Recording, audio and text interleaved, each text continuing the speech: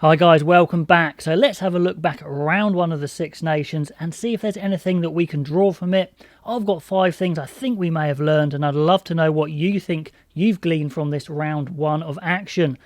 Number one then of the things I think we've learned is that Ireland are the most organised of all the Six Nations teams.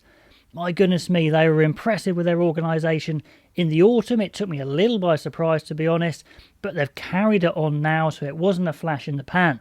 Now, Joe Smith's team was really organised, but they were organised to retain the ball. Now under Andy Farrell, they're retaining the ball, but they're also trying to create at the same time lots more ball movement and variation.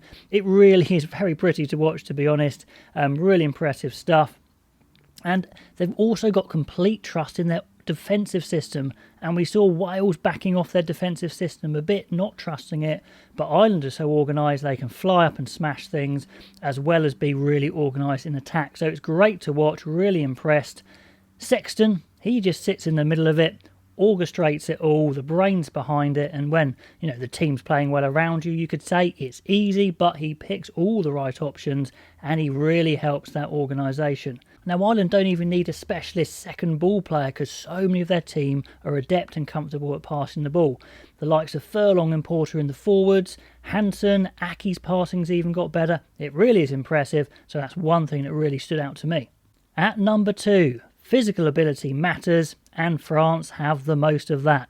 Some things you just can't teach, like max strength, power, speed. Sure, everyone can work on them, but you're limited by your physical ability from birth, really. And France, well, they are just full of absolute specimens. They played some pretty simple rugby at the weekend, but the size, the power, the pace, largely uncoachable, and at times is undefendable. Even if you're just going around the corner or picking up bobbling balls, it's still making ground. For size, the likes of Antonio, Willemser looks even bigger than he was before. Dante, Gelange, absolutely huge power guys. And then there's the speed of Villiers and Pinot on the wings. It's a really heady mix, very impressive. The athletic ability of Woki as well. Really, I was impressed, even though, like I said, their organisation was a bit sloppy, even though it was raining. So something to think about there. But a lot of the French play, it was simply brutal, and there's not a lot a team can do about it if you do it well.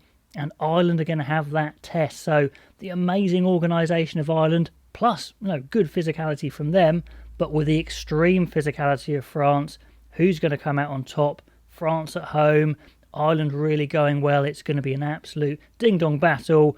Probably 50-50, I would say. Maybe you could push it to France because they're at home. Whoever wins it, well, do they win the Six Nations? At number 3, Eddie only trusts himself and his own opinion, and he really doesn't listen to anyone else. We probably knew that already, but we're seeing even more signs of it. Now, the plus side of being inflexible is that when you're right, you're really right and things go your way because you ignore all that extra noise. But the problem is when you're stubborn and you're wrong, you're very wrong because you're not listening to anyone else's opinions.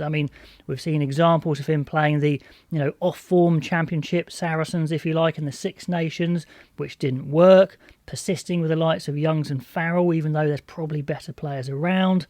Maybe it's a fixation of playing Curry at 8, which hasn't really worked. And then in the last game, trying to get 5 all-rounders in the back line with no power and pace. It just seems to be a little much at the moment. Does Eddie listen to his coaches enough? It's certainly something in the media he's been accused of. It's hard to know when you're not in the inner circle. Certainly, they've turned over a lot of coaches. And are the coaches brave enough to say stuff? Are the players brave enough to say stuff? I don't know if they are. It'd be interesting to know your opinions on that. Number 4, intensity is the minimal requirement. We saw 5 teams, including Italy, give it absolutely everything for the full 80 minutes. Really impressive stuff from them.